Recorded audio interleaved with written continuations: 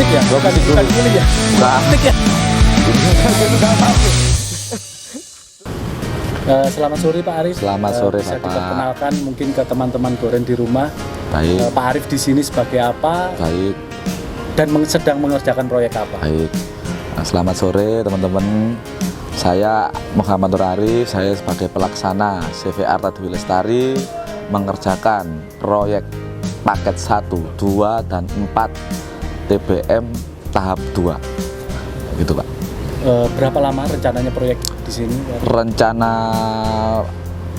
untuk sampai 100% itu dari tanggal 16 Juli sampai tanggal 20 Desember. Targetnya, Nggih, targetnya itu Pak. Nggih. Kalau lihat progres sekarang sudah berapa persen ini Pak Arif? Untuk paket 1 progres sekarang masih di 41,4%. Untuk yang paket 2 sekitar 46,78%. Untuk paket 4 karena itu tendernya baru 2 minggu kemarin, masih proses pengurukan, jadi masih sekitar 8% Pak. Nggih. Silakan diminum Pak Arif. Oh siap. Kopi mana ya Pak? Kopi di depan. Sudah berapa lama Pak Arif kerja di dunia konstruksi ini? Saya mulai bekerja, kebetulan saya masih kuliah dulu Pak ya. Waktu bekerja itu, jadi saya mulai dari 2007 itu masih jadi logistik proyek Pak. Jadi mulai nol dulu saya melakukan logistik Ini Pak. Nggih. kayaknya privilege memang terasa di sini. Langsung logistik Nah, gitu ya. logistik itu jangan salah Pak. Di situ kalau jenengan langsung misal jadi pelaksana kayak saya, kalau nggak tahu item materialnya, bahannya, kegunaannya, Bapak bisa untuk mengaplikasinya di lapangan kan gitu. Jadi mulai dari logistik dulu terus saya mulai belajar dari pemahaman material. Oh ya, misal Pak, untuk bisa apa? Saya kerjakan untuk struktur besi gitu kan. Oh ya, berarti saya harus menyiapkan besi, terus bendrat, ya kan? Jadi itu terus triplek, kaso, kalau dia ada hulu ya Pak, terus ada sabuk surinya itu untuk ikat kolomnya itu, kan harus tahu seperti itu Pak. Harus memahami. Nggih, betul, item-itemnya itu. Tahu kegunaannya gitu Pak. Oh ya, item A kegunaannya ini, item B kegunaannya ini. Kalau jadi pelaksana kan, oh ya, tinggal ngasih metodenya ke teman-teman kan Pak itu. Tinggal aplikasi di lapangan. Betul, nggih. Mantau aja. Nggih. Nggih jelek bongkar gitu aja. Kejadian lucu atau seru apa yang pernah terjadi yang Pak Arif alami selama ini, selama di dunia konstruksi ini? Kalau lucu itu gini Pak. Saya ini kebetulan orang Surabaya. Jadi saya ini kan ya bahasa orang Surabaya kan beda Pak sama daerah ya. Sedangkan pekerja saya itu banyak ya orang daerah Jawa Timur, bagian Barat, Jawa Tengah gitu. Jadi saya kadang ngomong gitu menjelaskan, mereka kan cuma gitu gitu gak paham gitu. Terus mereka bilang, Mas Arif ini kayak gini. Saya bahasa Jawanya saya kurang memahami memang. Saya nggak tahu gitu. Akhirnya Surabaya kan bahasa Jawa kasar ya. enggak. Jadi apa? Mungkin buat rasa-rasa orang-orang Pak ya. Oh, ini pelaksananya koplak, gak ngerti Jawa omongan kayak gitu.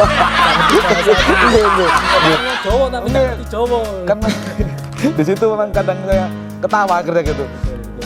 Saya ini kayak orang koplak gitu ya. Kita orang bodoh idiot tuh nggak tahu maksudnya. Itu aja sih Pak. Kisah lucunya itu. Mungkin pernah kejadian atau konflik-konflik yang pernah Pak Arif hadapi di lapangan itu seperti apa? Untuk kasus-kasus yang ada di konstruksi ini biasanya seperti apa menghadapi orang-orang? Gini Pak, saya biasanya kan di pekerjaan gedung, gitu. Jadi di situ ada pekerjaan orang sipil, pekerjaan orang arsitektural, pekerjaan MEP, ya, mall pelayanan publik. Jadi kalau kita kerja paralel Pak ya, kerja paralel. Orang sipil misalnya Pak, masalah keramik gitu ya.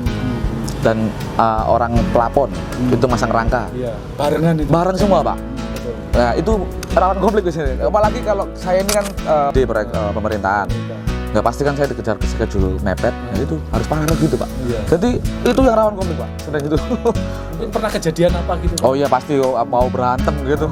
Ya, antara divisi 1 dengan lain iya. gitu ya. Divisinya sipil sama divisinya ME, divisinya orang pelapor. Ayo iki ndang orang kaya ndang dipasang, ndang tak gelare pipoku biasanya gitu Pak ya bahasa Jawanya ya. Terus orang sipil orang pelapon, orang ME, scaffoldingku, keramikku sampai tak pasang, mau jadi injak-injak itu rusak keramikku nanti lah, itu contohnya di situ Pak.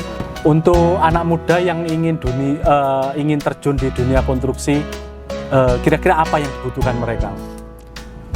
Satu pasti ya sekolah Pak, sekolah di dunia konstruksi sendiri, di situ kan biasanya di fakultas teknik ya kan, ada teknik sipil, elektro, informatika juga bisa dibuatkan buat manajemen proyek kan gitu.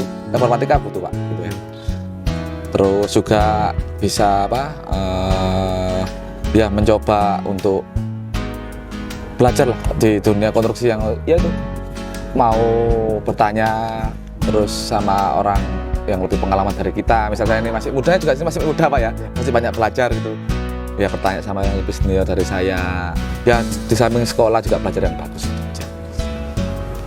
Untuk teman-teman yang ingin mendalami dunia konstruksi seperti yang Pak Arif tadi bilang, terus belajar, jangan menyerah. Jika ada pertanyaan mungkin bisa komen di kolom komentar. Terima kasih.